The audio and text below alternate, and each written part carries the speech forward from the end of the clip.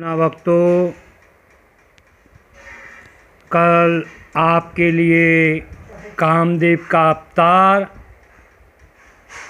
प्रद्युम्न जी का ही अवतरण और सम्मासुर द्वारा उसका अपहरण और सम्मासुर के वध की लीला का वर्णन किया था। आज भगवान ने कलिंग राज का वध किया है, इसकी कथा आपको सुनाते हैं। भगवान श्री कृष्ण की 16,108 पत्नियां थीं। सभी के 10 पुत्र और 1 कन्या हुई। रुक्मणी के पुत्र प्रद्युम्न सबसे बड़े थे। वैदर्भी के उदर से उत्पन्न भगवान की मारुमती पुत्री का विवाह कृतवर्मा के लड़के के साथ हुआ था। स्वयंवर में सभी राजाओं को जीतकर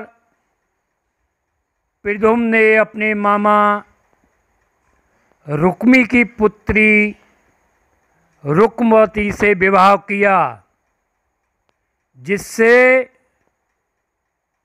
अनिरुद्ध जी हुए। रुक्मिणी ने बहन का हिस्सा कर अपनी पौत्री रोचना का विवाह अनिरुद्ध से कर दिया। उस विवाह में राजाओं के कहने पर रुक्मिणी ने जुआ खेलने को बलराम जी को बुलाया। बलदेव जी द्वारा हराए जाने पर भी रुक्मिणी ने पराजय स्वीकार नहीं किया। वहां उपस्थित कलिंगराज भी हंसकर उसका समर्थन कर रहे थे। आकाशवाणी हुई, धर्म पूर्वक बलराम जी ने बाजी मारी है। इसे सुनकर रुक्मी क्रोध में भर गया। उसकी तिरस्कार पूर्ण बातों को सुनकर बलराम जी ने अपनी पर्दी उठाकर रुक्मी को दे मारा और कलिंगराज के दांत तोड़ डाले। कृष्ण जी इस बीच मौन रहे। इसके आगे भगवान ने राजा नृप का उद्धार किया।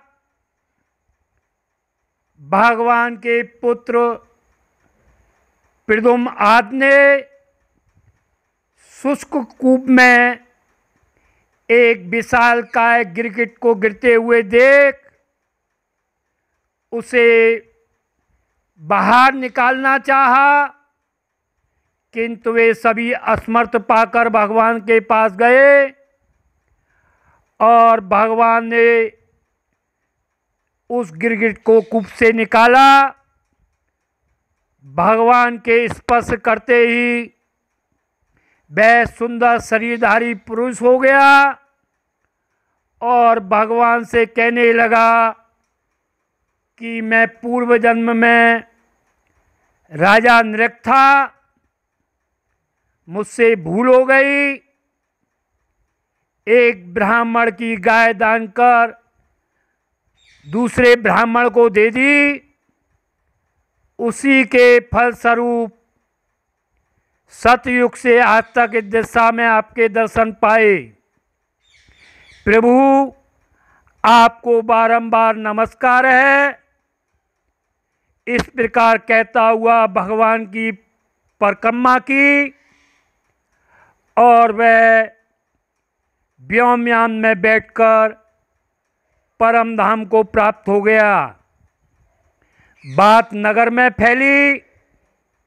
भगवान ने बच्चों, ब्राह्मण का धन कभी नहीं लेना चाहिए, ऐसा बच्चों को समझाया। और जो ब्राह्मणों के धन को भूल से भी ग्रहण करता है वो तीव्र संताप को प्राप्त होता है। भगवान ने बच्चों से कहा कि ब्राह्मण के धन से बचना ही चाहिए। बच्चों को उपदेश देते हुए भगवान उपवन में से द्वारका आ गए। आगे की कथा आपको क्रमबद्ध सुनाते रहेंगे।